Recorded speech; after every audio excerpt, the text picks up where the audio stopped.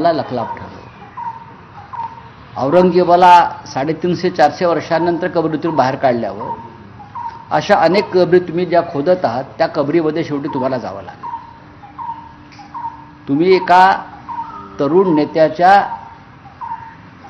भविष्यावर, करिअरवर अशा प्रकारे चिखल उडवणं ही महाराष्ट्राची संस्कृती नाही. आमच्यासारख्या अनेक नेत्यांवरती हे प्रयोग झाले. अनेक नेते सर्वच पक्षातले, त्यातून तुम्हाला काही निष्पन्न झालं नाही तरी तुमच्या IT सेल्स, तुमच्या लीगल सेल्स हे काम करत आहेत. पण कोणत्या थरापर्यंत जायचं हे एकदा महाराष्ट्रातल्या राजकारण्यांनी ठरवायला पाहिजे. भारतीय जनता पक्षाचं राज्य आल्यापासून आणि भारतीय जनता पक्षामध्ये काही बाडगे गेल्यापासून, एकनाथ शिंदे यांनी पक्ष फोडल्यापासून त्यांचे जे अस्वस्थ आत्मे आहेत, त्यांच्या हाताला फारसं काही लाभत नाही, त्यांना प्रतिष्ठा मिळत नाही महाराष्ट्राच्या राजकारणामध्ये.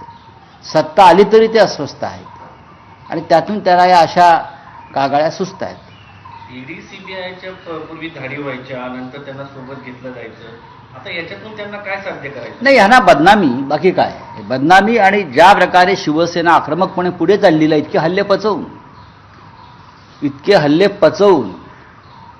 इतके आघात सोसून आम्ही सगळे माननीय उद्धव ठाकरे यांच्या नेतृत्वाखाली आमचा पक्ष नव्याने उभा राहिलेला आहे.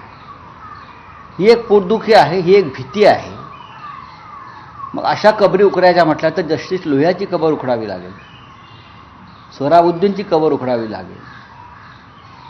आणि महाराष्ट्रामध्ये, कोकणामध्ये बरं का, आमच्या रमेश गोवेकरपासून ते अंकुश राणेपर्यंत आणि सत्यविजय भिसेपर्यंत संपूर्ण महाराष्ट्रातून असे असंख्य शेकडो थडगी आणि त्यांचे तपास हे नव्याने करावे लागतील. सर, जी याचिका दाखल झाली आहे त्यात आदित्य ठाकरेंच्याच विरोधात गुन्हा दाखल करा आणि बरोबरच सचिन वाझे, एकता कपूर, दिनो मोरिया या सगळ्यांचेही नाव आहेत आणि त्यांचेही. बघा, असा आहे की हा तपासाचा एक भाग असू शकेल. मला याचिकेत काय आहे मला माहीत नाही, पण याचिकेसाठी आणि या सगळ्या प्रकरणासाठी जी वेळ निवडलेली आहे, जी वेळ म्हणजे महाराष्ट्रामध्ये औरंगजेबाच्या प्रकरणावरून वातावरण तापलं आहे, दंगली घडलेल्या आहेत, जाळपोळ झालेली आहे, सरकारची बदनामी सुरू आहे, नेतृत्वाची बदनामी सुरू आहे, नेतृत्व किती कमजोर आहे हे दिसून येते. अशा वेळेला अचानक एक याचिका येते. याचिकाकर्त्याच्या मागे कुठली तरी शक्ती काम करते, त्याच्यामागे